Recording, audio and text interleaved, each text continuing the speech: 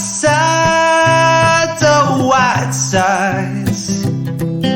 The devil is your only friend now. White sides, oh, white sides. They're never gonna keep you on the ground. It started out so subtle, with daydreams in your head. One day you'll take a rocket to the moon. With not science or religion, what I can offer you instead is gonna get you on the front page of the news. White sides, oh, white sides. The devil is your only friend now. White sides, oh, white sides. They're never gonna keep you on the ground.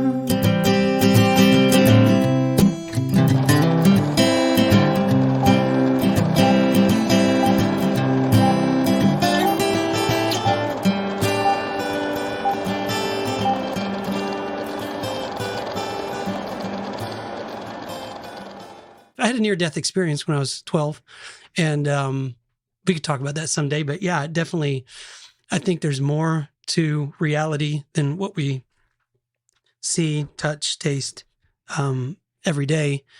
Exactly what that is, it's kind of elusive. I don't know. Yeah. But maybe that's why I like conspiracies. Because I'm open to that elusive stuff. So some of the, I mean, we're talking Jack Parsons today. Some of the accounts in this story are like, oh, that satanic cult stuff is a bunch of malarkey. Well, that's why I thought it'd be good to start there, is because, yeah, you kind of look at it and you go, it kind of looks like maybe he did make a deal with the devil and maybe it actually happened. Yeah, I don't know. And then you think, well, you know, it's not supposed to work, but it kind of seems like maybe it did.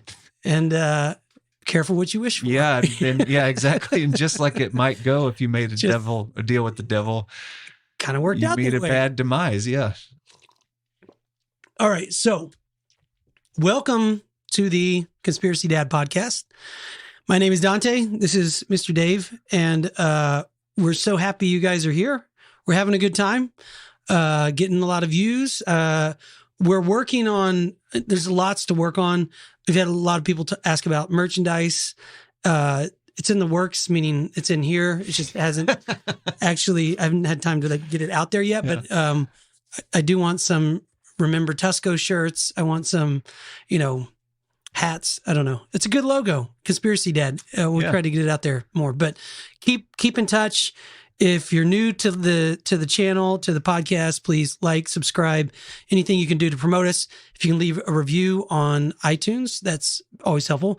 Even better if it's a positive review, and tell us what you're interested in. A lot of people have sent in. They'll send me notes like, "Are you going to do one on the moon landing?" It's like such like a. Do you know anything about? Yes, of course. Like, why would you? How could you have a conspiracy channel and not talk about the moon landing? Or the same thing. Are you going to do a 9/11 episode? It's our bread and butter. Like, we'll get there. We're just waiting until we have a little more views to get there. So, I can only look up so many kooky things in a week. So this week we're talking about the very brilliant, strange, possibly evil Jack Whiteside Parsons. And if you don't know who he is, his original name was the coolest. I mean, he changed his name because his parents got divorced, and his mom changed it back to to Jack because she didn't want to remember the husband, I guess. But his original God honest name was Marvel Whitesides Parsons, which is I don't know how you show up on a playground and not be the coolest kid if you're Marvel. Yeah. Can you imagine meeting a Marvel at school? Hi, I'm Dave. Nice to meet you. What's your name? Marvel Whitesides Parsons. It sounds like a Coen Brothers character name. Yeah. So cool. So he changed it to, which still Jack Whiteside Parsons is great. He just Pretty sounds like a movie star or a comic book character, or like maybe a guy who's going to make rockets and fly to the moon, you know? Maybe. And he was the Rocket Man, the original Rocket Man before, who was that? Elton John was a Rocket Man? Mm-hmm. Well, he's the artist that wrote the song. Yeah. Yeah. I think he just sang it. I don't think he wrote it. I don't think Elton John wrote any of his songs. Yeah, he had writing guy. like a pen pal buddy that basically just mailed him the stuff. Now he performed the hell out of that stuff, but I don't think he wrote much actually. That particular one I thought was a little more autobiographical. Rocket Man. Yeah. Like him touring and. Have you ever watched William Shatner's version of that? Yeah. Yeah. That's the best. Flying up here alone. The 70s was a gas. That's what they'd say. It's just a gas, man. Yeah. So if you don't know that, check out, William Shatner doing Rocket Man. But Jack Parsons was the original Rocket Man and goes way back before that. He was in his prime making rockets in the 1930s, I believe. Mm-hmm. That kind of when his... Yeah. But he started out really, really young, like brilliant kid from a wealthy family in Pasadena. Yep. And as young as the age of 15, he was just fascinated with rockets. Mm-hmm. And before you go into the story, you kind of have to set the stage to understand back then, rockets were ridiculed. Right. So in the scientific world and the aeronautical world, and like if you were going around talking about making rocket ships to go to the moon or to even just to go to space, that was ridiculed. And they didn't think the physics of it was possible. You were a kook. It was like talking about UFOs. They said you were crazy. And so to be at a young age and to be obsessed with that, you'd have to be thinking outside the box, maybe a weirdo, maybe not, Yeah, some of the conversation I heard was, given that he came from a place of privilege, it kind of set him up to like not put boundaries around ideas sometimes, like when you don't want for anything, there is a lot more kind of just there's a lot more possibility. Yeah. Why can't I have a rocket that takes me to space? I get a limousine to take me to school. Yeah. I get to wear a suit everywhere I go. I get to do the rest of us poor Irish, we're just, meat and potatoes. But I mean, some of these books you read about some of the more, ambitious entrepreneurs, it's this mindset of like, opportunities abound, right? Yeah. Or if you listen to like great musicians or great writers or actors, a lot of times you'll hear this kind of like, oh, I was just too foolish to know I couldn't do that. You know what I mean? And almost like they were like, of course I'm going to be a rock star. Yeah. And then later as an older rock star, they realized like how strange that is. And like, oh, I was kind of lucky I made it as a rock star because most of them don't, know, but somebody's got to make it. So he was making rockets, and he was, I don't know if you have I know you pulled up some of a timeline from him, but maybe take it from there where the early history of, I mean, apart from being brilliant, he was introduced to the whole occult, devil worship, Satanist stuff at a young age. I mean, that's right. Yeah, there's he's quoted as saying that he tried to like summon Satan around 12 or 13. He calls it a fiasco. Yeah. And it sounds like at face value, it sounds kind of dismissive, like, oh yeah, that fiasco. But the way that I've heard it referred to is almost like it scared the pee out of him a little bit. So he took a break from the Satanism for a few years. And then once he got like college age, he gets invited to the Agape Lodge, which was kind of like the present day cult of the time. Yeah. But that's a strange. Yeah. And I don't. 13, 14 and going like, man, I want to go to space. I know what I'll do.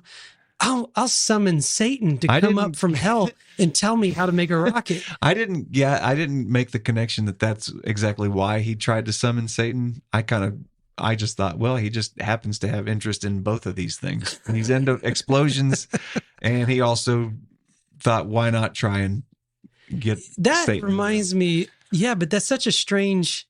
Wouldn't you ask God to help you Yes. make rockets? Oh, like man. that reminds me like the Norm Macdonald joke about religions. Did you ever hear that?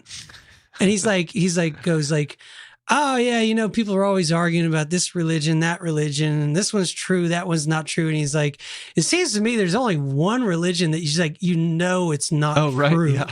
And it's the Satanists who claim to not worship God. Yeah. You know? Yeah. It's like, well, why would you make a deal with the devil? And Yeah. Almost like, hey, what do you do? I'm a loan shark. And then you go, can I borrow $20? Like, of all the people. yeah, or it seems like, yeah, just a strange place to start. Like, what makes you think the devil knows how to make rockets? You know what I mean? Mm-hmm. That's what I thought. Anyway, I just think about myself at that age, and I was afraid to even think about Satan at the risk of him just possibly showing up. Who knows? Yeah. Right? Like, don't play with that fire. So yeah, it's a bold move it's a bold move, Cotton. See how it plays out. So at a young age, there's some brilliant stuff happening and some strange stuff. I mean, you put your kid in therapy if you walk in on a seance or something. It's yes. like, Yeah. hey, son, what are you doing? Mhm. Talking to the devil. Yeah, that's not good. That's not a regular boys will be boys. It's a departure from normative behavior. That's for exactly sure. what that is. Yeah. Now him playing with fireworks, I mean, that's kind of how this got its start. That's boy behavior. That's yeah, not weird. exactly. You mentioned he came from money. His passion for explosives kind of was fueled by his granddad, who was the patriarch of the family. He's the one where all this money came from. And he bought a lot of the Chinese fireworks and stuff. And then he's not the only one, but like kind of a hobby people would do back then. That reminds me too. Like, I'm not saying that rockets weren't developed then. Like rockets were used in military action 100 years before. Right. So for a long time in military, like the Chinese invented rockets and you'd use rockets to shoot at your enemy and, you know, catch cities on fire. It was just once we invented better munitions, the military purposes kind of tabled rockets and said, well, that's an older technology, right? And we're going to use, because they weren't using it for the same purpose, but they did. The technology existed. It just was pretty primitive, and it was just more like, hey, let's go catch that village on fire. Right? Yeah, You know? they were used for more of like flamethrower and munitions. Whereas the way I heard rockets explained as I was looking into this was, you're basically taking a stick of dynamite and opening one end so that the explosion will propel you the other way, which I'd never really thought about. When you're trying to launch into space, you're just sitting on a whole bunch of explosives and they're going off, and hopefully you're aiming the explosion in the correct direction to get you to go towards space and not towards the ground. Yeah. Which, that's a real cowboy way to go about traveling anywhere, I think. It takes a lot. I mean, that was also the thought, I think, from the aeronautical perspective, was knowing the force of gravity, the force of the spin of the earth. I don't know the math of it. I'm an idiot, but neither did Jack Parsons. Yeah. Well, there you go. But you just know that, yes, it's going to take an incredible amount of force to break the pole of the earth's orbit, which is what he had to develop the rockets for. Yeah. So anyway, sorry, continue with your story. I was just saying, like, kind of the beginnings of this is him playing with fireworks in his backyard with his granddad. And then over time, at some point he gets a job at a powder company. And by powder, I mean like gunpowder, that sort of thing. And that's where he starts just learning everything he can about explosives and the chemistry behind all that. He's just into trying to make rockets and make explosives and things like that. In junior high, he makes friends with Ed Foreman, who is one of the founders of JPL Industries later on. Ed is more of the mechanic, like the engineer, whereas Jack is the chemist. He's into explosions. Ed is more like, well, how are we going to turn this like nuts and bolts, put this together? How do we strap it to an airplane? That's kind of where Ed was useful. So just right out of high school, they they're going out in the desert and coming up with ways to Blow shoot things rockets up there. Yeah. And eventually, did he get into Caltech, or he was just friends with guys at Caltech and started working with them? He kind of just befriended. Because he didn't go to college, right? Or no, was he yeah, flunked that, out, or yeah, that couldn't was afford kind it? of a point of contention for him throughout. Is he kept, getting into the science community, and a lot of these accredited scientists were like, "Well, you're not bona fide. You don't have a degree or anything. You're just kind of like a hobbyist, basically, or just, you play with fireworks. You're not a real scientist." The third guy, the brain, Frank, is the mathematician, and I believe he was the Caltech student. But yeah, Jack and Ed, the mechanical engineer, they did more just like hanging around the campus. They weren't necessarily like students at the school. Yeah. And so eventually they get kicked off campus, right? Because they're blowing things up. That's true. Yeah, I don't know if they got kicked off campus, but they got moved to like a building that was condemned or something. Right. But it was like they're making people nervous.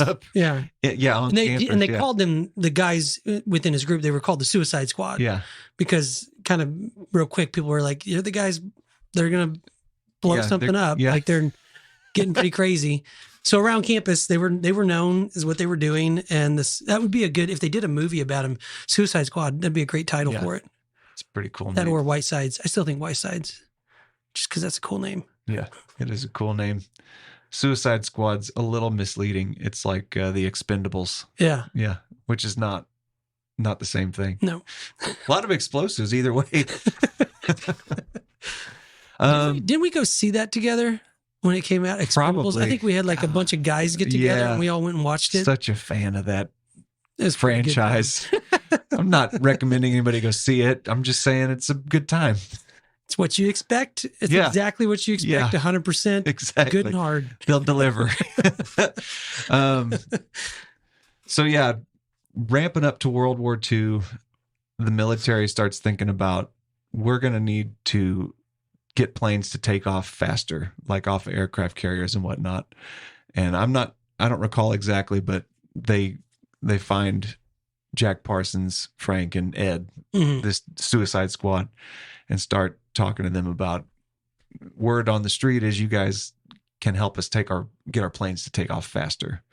At which point, they create the JPL, Jet Propulsion Laboratories group, or some people call it Jack Parsons Laboratory. Yeah.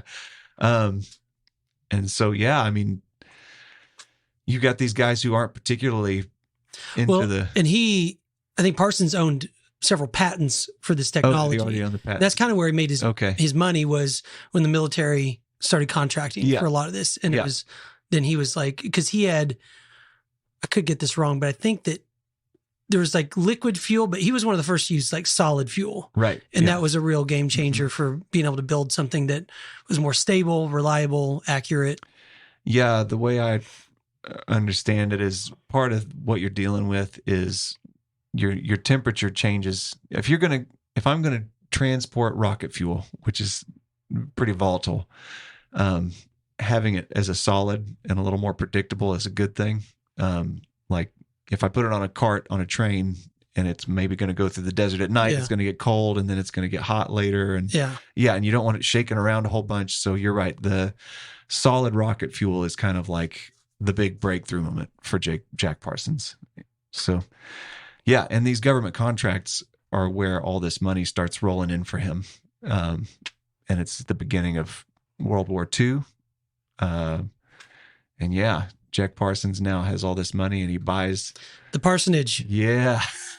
Which, in a nutshell, like if you're going to describe who Jack was and these people, they were wild hippies about 30, 40 years ahead of their time. Yes. Yeah. So like some of the stuff that they got into, especially in Pasadena, you don't think it's that crazy, but you got to think like it's the 1930s.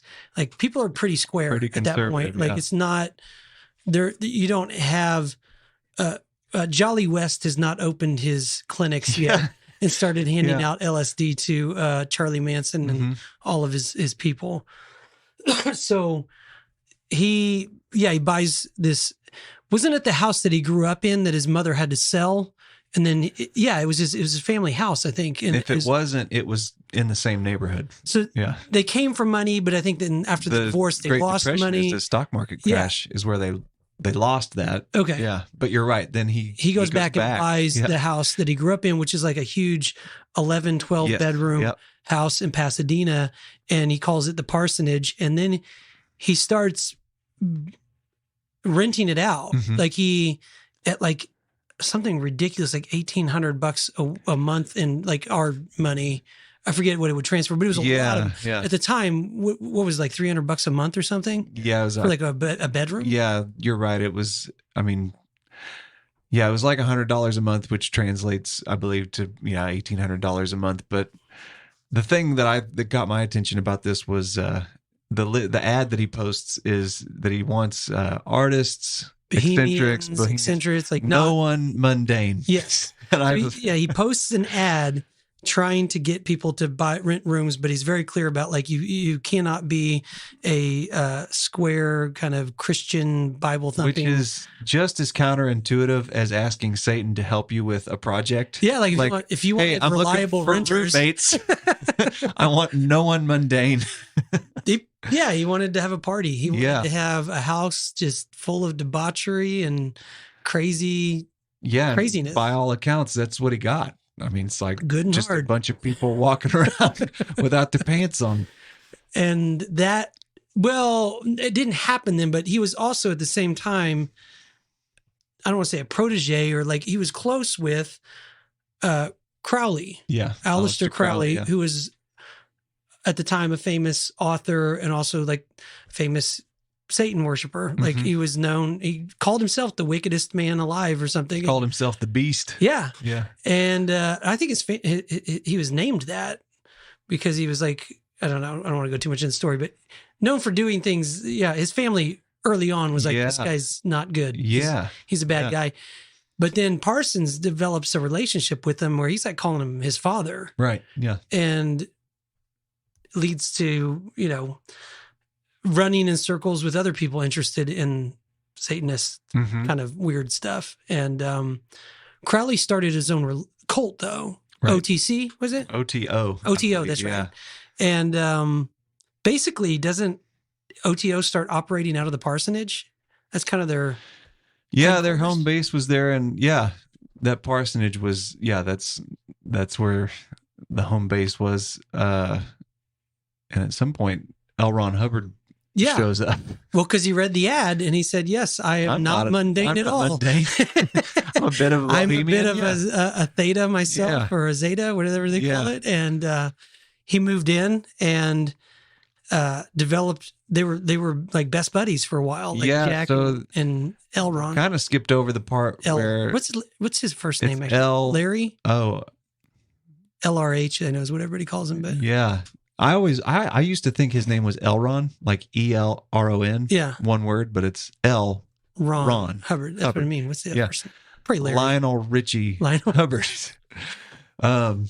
We skipped over the part where Jack gets married.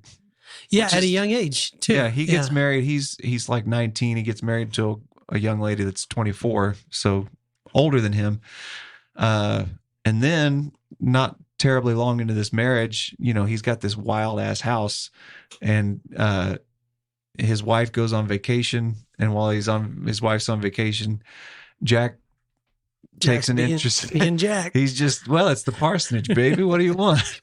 The cat's away, and Jack takes an interest in his wife's younger sister, who at the time, right? Yeah, Sarah, or they call her Betty for some reason.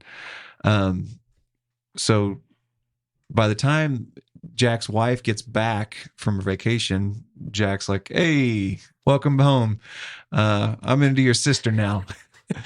And apparently that wasn't that big of a deal. I mean, no, I think that within the OTO, like they didn't believe in monogamy anyway. So I think she was kind of like, it's getting kind of crazy around here anyway. So I'm out. She found another dude, and that kind of shook out. Wasn't also like one of the guys that moved in, he was an actor who played Frankenstein. Oh, no, I missed that. Yeah. You might look it up. He was one of the big OTO guys, and yeah, he was Frankenstein. I forget the actor's name. Which one did he play? Was it the grandpa? No, Frankenstein. Oh, he played Frankenstein. Okay. Whoever, well, I have to look that up. I can't remember his name. It wasn't Fred Gwynn, was it? Look up Fred Gwynn OTO. But anyway, so lots of eccentric people are getting drawn to this. He gets in a weird relationship with his sister-in-law, who, it's an important point that she's underage at the time. Remember that for later. Remember that later in the story. That'll come back to haunt Jack. As it often does for those of you considering dating underage women. A cautionary tale from Jack Parsons. So don't try and summon Satan. That's lesson number 1. Lesson 1. Lesson 2. Well, stay faithful to your wife. But lesson 2.B, if you are going to step out on your wife, don't do it with an underage woman. Yeah, or the sister. Yeah, it was also the sister. Was that him? I didn't find it yet. I'm still looking. We'll find it. But eventually, L. Ron Hubbard gets involved. They're like best buddies, and that's important because he talks him into like starting this company where they're going to buy yachts. Yeah, and Jack's all about it, and he basically takes his fortune, and then also hooks up with the younger sister. Yeah, Betty, L. Ron says, and they take off. He says they got a lot of good deals on yachts in Florida, Jack. Why don't you let me have all your money and your new girlfriend, hot girlfriend? And he takes off, and Jack believed him until Crowley. When you're getting advice from the most well-known Satanist, who's like, I think you might have been had. Hey, I've got some weird ideas, but you really just give all your money to that dude? Like, can you imagine that conversation when Crowley pulls him aside and goes, I know I'm into like all the stealing and the murdering and the raping and all that, but I think it's all going wrong. Kind of makes me think of like Will Ferrell playing Frank the Tank and him pulling you aside and be like, bro, you got to take it easy. I'm getting out of hand. I thought you were going to say when he's playing Satan with the Garth Brooks. Yeah. That's a good one too.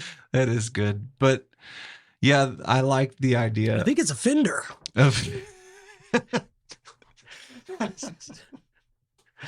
Yeah, the way I heard the story of Parsons, it's like it often is when you feel like you got taken for a ride. He gives his money to Hubbard, and he's kind of like, you guys have a safe trip. And about the time the car rounds the corner, he's like, I have a bad feeling about this. And then a few weeks go by. And so then he somehow tracks down Hubbard after it's obvious that he's just taking his money. He's not giving it back. And then he's threatening to take him to the police. And I think that there's some communication back and forth. And Very little. There's actually one story of somehow Jack gets L. Ron on the phone. No, but remember, he summons. That's how he gets him back. He summons the devil to help him again. Before that, I think he gets L. Ron on the phone, and he's kind of like, hey, man, did you take my money? And L. Ron Hubbard's kind of like, no, everything's fine. And one of the other people in the parsonage overhears Jack being just such a shame, like just such a sucker for it. He's kind of like, oh yeah, okay, I know, man. Yeah, you're the best. You'd never do that.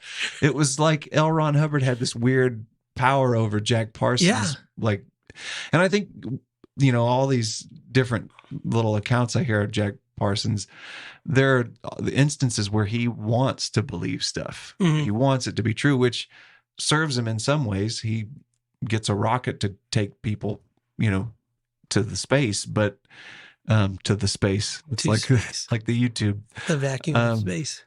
But at the same time, it's kind of like, Kokomo for a short time sold cars. And, I didn't know that, but it doesn't surprise me at all. And I bet there's a lot of things you could say about Kokomo. For a short time, he did this.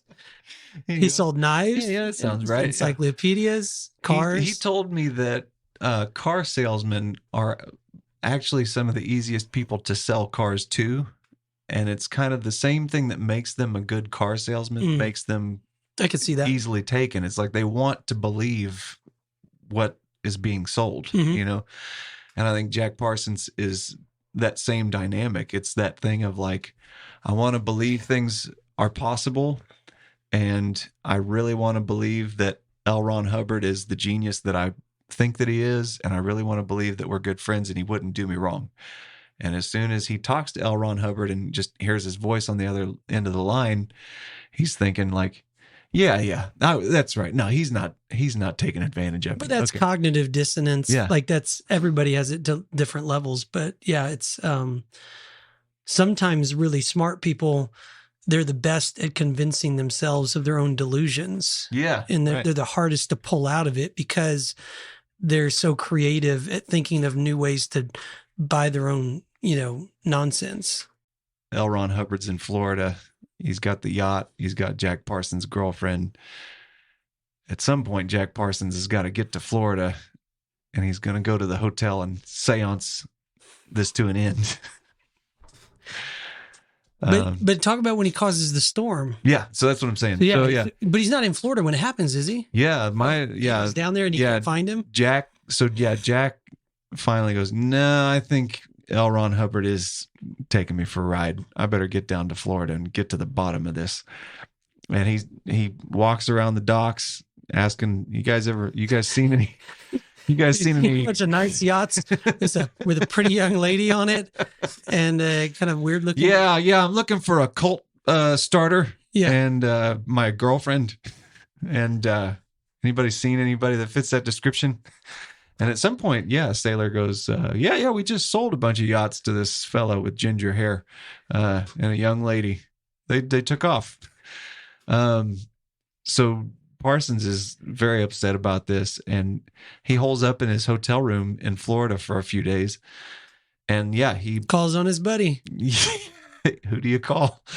He holds a seance in the hotel room, and to the best of our knowledge, it causes this. Well, does it cause? I don't know. A storm happens in or around the very same time. Shortly after Jack Parsons asks Satan to please bring Hubbard and his girl back. This huge storm swell takes wipes them out. Yeah, the masts of the ship and pushes them up onto some rocks to where they got to call up the Coast Guard or whoever to bring them back to shore. And there on the beach waiting for him is Jack Parsons. Yeah. To where he's like, I'm going to press charges. I want my money back, all these things. At which point Betty says, not so fast. Remember our little, our little tryst? She threatens to have him arrested for basically statutory rape. Right. And then all of a sudden he's like, fair enough. Yeah. That yacht's. How much of the money you got left, Hubbard? It's like $3 or $4 grand. And he's like, all right, we'll just call it a day. Yeah, it's like 10% of the money that L. Ron Hubbard took him for. I heard different accounts. I heard someone say he took $20,000. I heard someone say he took $400,000. I heard the same two So disparative numbers. Yeah. I feel like it was more like 400,000 because he ends up giving him like that 10%, like just like, hey, here's a few grand. But Jack was just pretty much like, all right, what's done is done. That makes more sense if it was his whole fortune because he was making a fortune off the contracts he had with the military. He had $400,000 easily. Yeah, I understood he sold off assets, like he sold his house to do this yacht venture. And I mean, to me, it sounds more like along the lines of $400,000, even in that time's So money. I'm definitely not encouraging that you ask the devil to help you do anything, but seems like devil really pulled through for him on this one. Well, if the devil's on board with anything, no pun intended with the yachts, but revenge. Yeah, he's down that's for his that. thing. Yeah. So, but that doesn't stop L. Ron Hubbard and Betty from seeing each other. I mean, they kind of carry on, right? Yeah, and I think they were together for a while after that. And I think that I don't know what his relationship with Hubbard was after that, but I think that was kind of a break. Like, all right, we're parting ways, even though he's not happy about it. But I think Jack did kind of just chalk that up to like, all right, well, That is what it is. Let's just move on. Lesson learned. Yeah. Don't give all of your money away to L. Ron Hubbard. So what happens from there? By this point, he starts to transition out of the military contracts, or he's not doing that as much. Yeah. And his career kind of just start to go down like a bit. Like he's mostly just working with movie studios, Right. doing like on-set explosions and technical stuff. And he's also like, just as a munitions expert, he's at some point being like contacted about like explosive cases. Like he's at a courtroom at some point about a bombing. And they're like talking about this suspected bombing, and he actually takes the bomb into the courtroom and tells them like, yes, this is a real bomb right here. And there's pictures of him holding it up. And then I don't know if he explodes it in the desert later, but then after the fact, everyone's like, oh my God, that was a real bomb. He was walking around the jury with a real bomb. Yeah. And, that's Jack. Bit of a wild card, that Jack. Well, he probably, if you don't light it on fire, it's not going to blow anyone up. Yeah, the connection there is pretty wild. It was a police officer in the case, right? That was suspected of murdering another police officer. Yeah, it was like an internal affairs investigation, and they were indicting these police officers that they suspected of taking out some other police officers by way of explosion. And you're right, they have Jack come in as a expert witness. Well, and another thing that we didn't really touch on that I think played a key role in the parsonage and a lot of this was that all of these people were doing a lot of drugs. Yeah. Like there was, Crowley was like an insane heroin addict. Yes. Yeah. Parsons, like they were all, I don't know about Hubbard. I mean, I don't know. He was, not into that later in life, but drugs definitely played a big role, and maybe some strange behavior and not the most logical decision making on don't say most of these people. Yeah, it is kind of like you alluded to. It is what I think is like the first nuggets of what would become the hippie movement 25 years later. That same area. If you said 1969 this was happening, you'd think, this sounds about right. This is like just before the beatniks became the beatniks, and then on to what became like hippies and counterculture. And then as I was looking for who Frankenstein was in that OTO group, I'm just kind of looking at the list of members that they had in the Ordo Templi Orientis. And it's a lot of what you'd think you would find in that kind of a group, like lots of psychologists, lots of ufologists, lots of people that are into like kind of the outskirts of sciences. And so it's just people that are kind of open to new ideas. So this is like a pretty progressive culture at that time. So let's talk a little bit about Moonchild, the Crowley book. So this is where I think it kind of transitions, that Crowley wrote a book called Moonchild, right? And I don't know a whole lot about that. Well, I know that the gist of it was some sort of weird occult thing where they were going to, I don't know, it sounds so crazy, but it was like basically like a miraculous, conjure some sort of miraculous conception kind of thing, but of the moons, like some goddess of the moons. I'm butchering all this. I don't know, except I know it was weird. I know that I looked into the book. The book was like not a great book, but it was a terrible book. It was about Satan. No, but the point was Jack kind of became obsessed with this idea, and he put in another ad, didn't he, for like, somehow, what's the redheaded woman's name that he meets up with eventually? Marjorie. With green eyes. Marjorie with a C. Cameron, I believe. Yeah. Whew, good job. I think he placed an ad for like a... he conjured her up, man. He had, for like 40 days, he had seances. There wasn't something, he didn't post another ad for it? I don't think so, because this was like, and L. Ron Hubbard was involved in this too. Like, went to the desert with Jack for a while to like, he was trying to summon this girl into existence. And it was after L. Ron Hubbard had stole Betty, the girlfriend, that Jack goes out in the desert and he's like holding these seances to. But she was very, like, it was for a very specific, Yeah. like a redheaded woman right. with green eyes. And that's right, because L. Ron Hubbard had green eyes too, and he was a ginger. And eventually she shows up at his doorstep. He comes back from his seance excursion, and here's this striking redheaded woman in his house. And they hook up, and like, the rest is history. I mean, I mean, she was with him till the end. Yeah. What happened after that?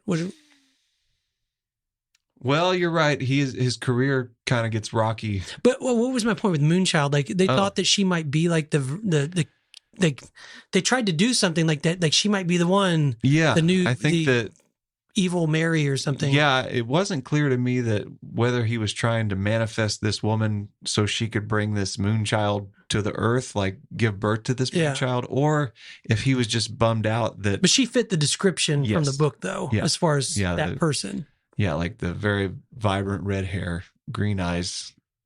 And that woman started her own cult later on. I mean, she's a pretty wild character. She's pretty versed in cults at that point. So she starts your own. Exactly. Once you figure out the bare bones, the fundamentals, I think you could do it. I think she's still alive today too. Like, she became a very well-known, like, avant-garde artist / personality in the Pasadena area. And she passed away in 95. Oh, did she? I thought she was still alive. Nope. 95. Either way, even long after Jack was gone, she was well known, and she was always kooky and always just way, way out there. So eventually there is a conspiracy that I'd have to do more research to get into it, but some people think that Jack was murdered. Right. That, eventually the Rocket Man blows himself up. He's, working on, again, I think it's part of his contracting with like movie sets and like explosives, not specifically for rockets. And he's working on one, and it blows his face off, like half his face off, and his arm. And it reminds me in the description of that, of like a Two-Face from, Dark Knight. Like, you look at it, and it's like, half of that's not there. You see that Breaking Bad? Oh yeah. Gus Fring. Yeah. Same kind of thing. Like, it blows up and it's not good. And what was he quoted as saying? Like, his last words were like, I'm not finished yet. Yeah. I'm not finished. Yeah. And the people that think there might have been a conspiracy to kill him, a lot of it had to do with just how sloppy it was. Like, they were like, he never would have made those mistakes. Like, he was a rocket guy, It's weird though, because I've heard that he was a meticulous chemist, but then we're talking about a guy that is partying his behind off every night and coming in, just like, 5 o'clock shadow at 10 o'clock in the morning without his shirt on to report for work to that make is rockets. A hell of a thing. So he is by day rocket scientist, by night Satan worshiping sex cult, crazy drug living addict, like Keith Richards style life.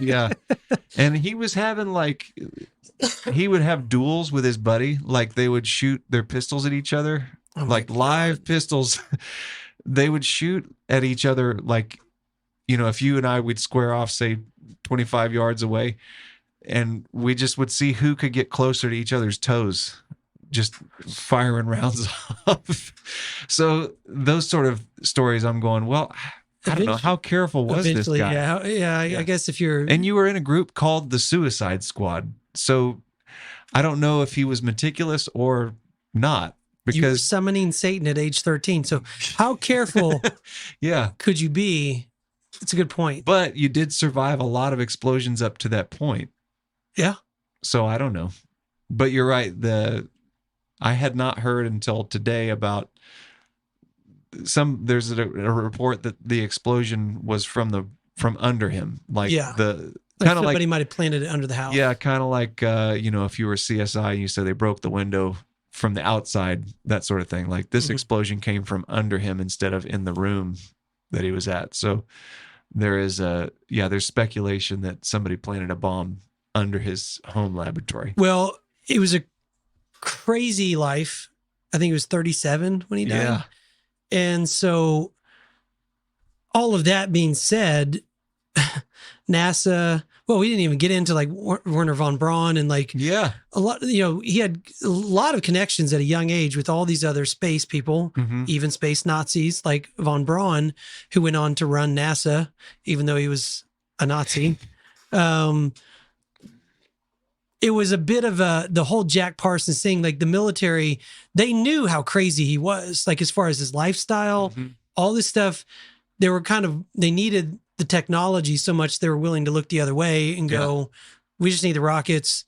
This guy knows how to make the rockets. We don't care if he worships Satan at night and does a lot of drugs and stuff. Just make us the rockets.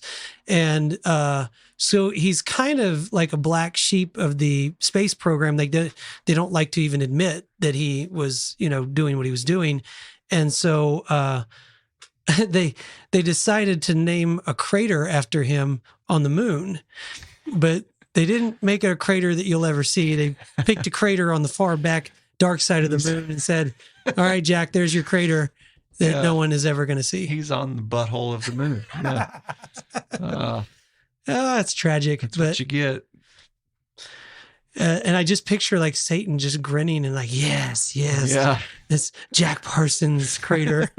There you go, Mr. Parsons on the dark side of the moon.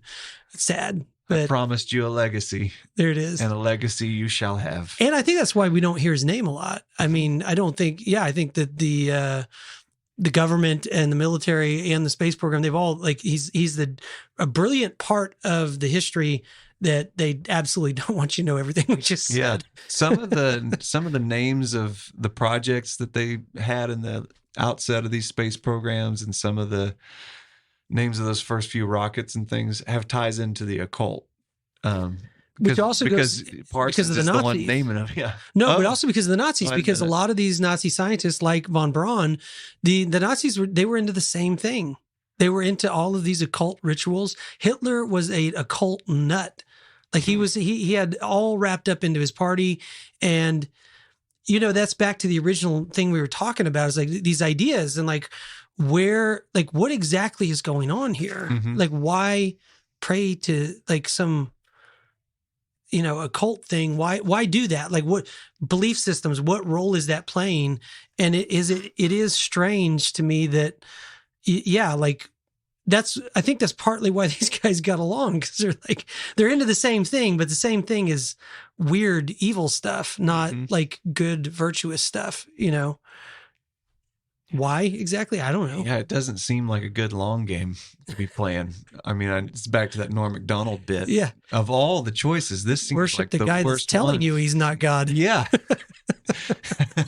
It's kind of like a few years back, a bunch of news stories like Marilyn Manson got Me Too'd. I don't know if you remember that.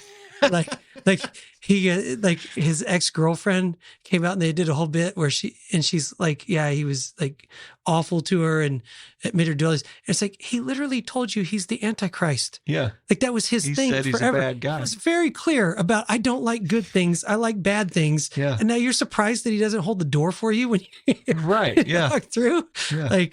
I didn't have a lot of sympathy for her, but yeah, it's, he didn't hide it. He didn't hide the ball. I started dating this gangster rapper, and turns out He had a gun.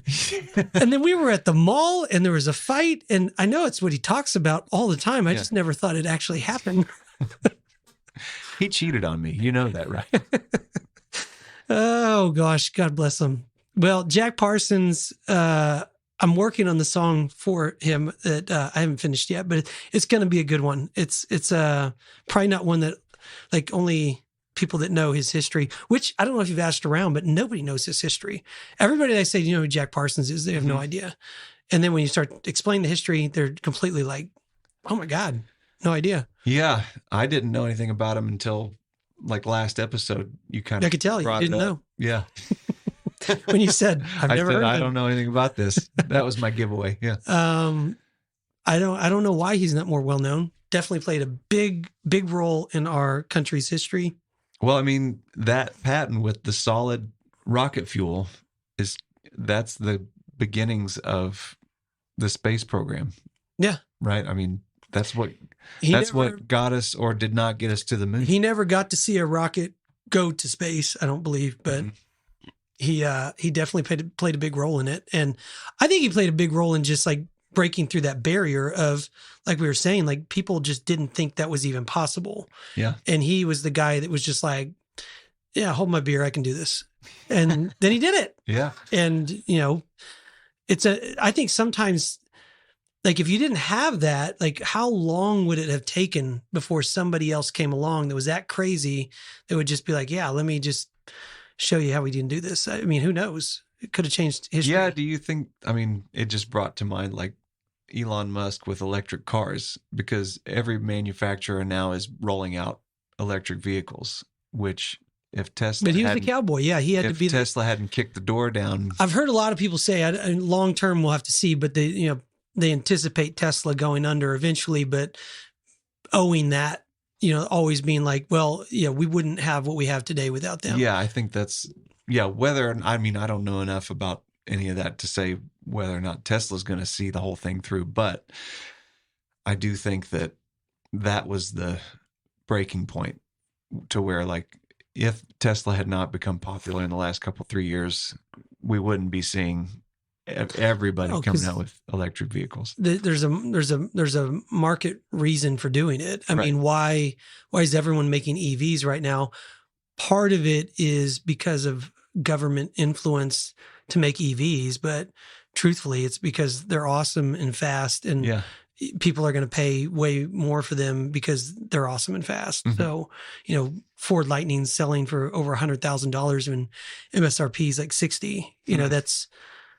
That's why Ford is making Lightnings. It's because they know people are going to pay $100,000 for their truck. But you always owe it to Elon. Will always be the guy that, well, he moved that forward, whether or not Tesla makes it in the long run or not, who knows? But that's what I was going to say about that. I totally lost my train of thought. That's not to say that Elon's doing any kind of weird cult stuff. I don't think I've that I know. thought that like because of SpaceX, it would be really interesting to ask Elon what he thinks of Jack Parsons. Yeah. And if you say, well, get him on here. Yeah, get him on. I'll try my best. Send him a mug. Which also will be on the store eventually. Once we get the store up, we'll get some Conspiracy Dad mugs. Anything else on Jack? Does that pretty much wrap it up? Oh, yeah. I mean, kind of like we were talking about earlier off air, there's plenty out there once you start digging. I think just his tie-in with L. Ron Hubbard, and this is all predating Scientology, is just wild to me that you go, we're talking about a guy who was a fictional writer of science fiction books, a guy who swindled Jack Parsons out of a lot of money. I mean, has a real track record of being a dishonest guy. And then somehow manages to shake all that off and start this religion or cult, whatever you want to call it. Yeah, he writes Dianetics, and then I think Dianetics was so popular that it kind of started to turn into its own religion. And then he realized that if he was a religion, he wouldn't have to pay taxes, and so he becomes a religion, and then you get Tom Cruise. Thank goodness for that. I listened to that Lex Friedman podcast with about Scientology on the way back. Oh yeah, from Missouri today. It was a good one, but it was also it's sad. It's just tragic that so many people get wrapped up in crazy. Especially him talking about even today, like talking about. That's Leah Remini's big hang up with Tom Cruise. As much as I love Tom Cruise as an actor, is like kind of has slave labor working for him. Mm-hmm. Like these people that aren't getting paid anything or $50 a week, and they run his production company. They run. He's a huge franchise. It's all wrapped up in there, and you'd think, what the heck? I love his movies. I love the movies, but I sure hope you're paying your people well for the things you're doing. Yeah. But it doesn't sound like he is.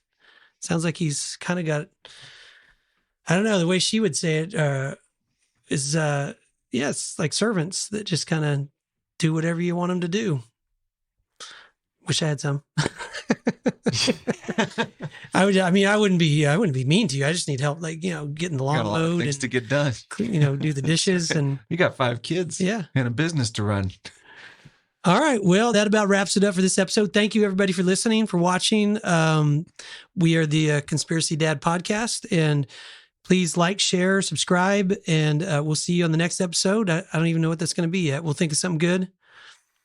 Please continue to put in the comments if you have don't say obvious things like moon landing or 9/11. Obviously, that's going to be coming up eventually. But if you have some interesting conspiracy theories, send us the links. We'd love to check it out. And thank you for watching. Cheers.